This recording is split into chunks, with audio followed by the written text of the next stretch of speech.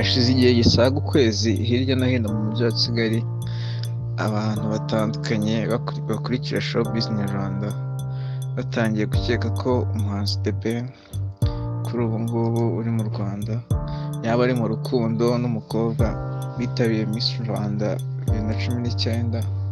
Umukobwa yamenyekanye ku izina rya Pamela Uwicyeza.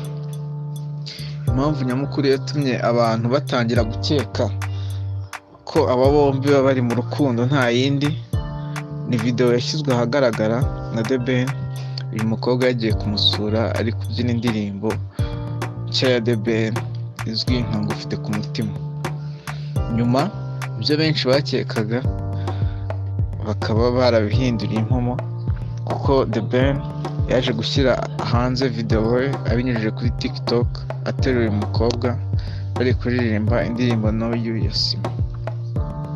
Kuri ubu hakomeje guhihwiswa andi makuru ko The Ben na Pamela baba bagiye gukora ubukwe mu minsi ya vuba, dore ko benshi mu nshuti za hafi z'aba bombi by'umwihariko iza The Ben bakomeje gukeka ko Pamela yaba atwite inda ya The Ben, dore ko bavuze ko umubano w'aba bombi atari uwo vuba. Byagiye binavuga ko mu mwaka ushize wa 2019 aribwo Pamela yatangiye gukurukana na The Ben.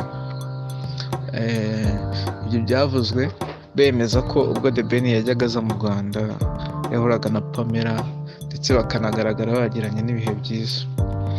Muri iyi minsi The Ben amaze muri Kigali, murabizi ko The Ben yaje i Kigali mu bitaramo bitandukanye, nyuma hakaza kuza icyorezo cya coronavirus bikaba ngombwa ko aguma inaha.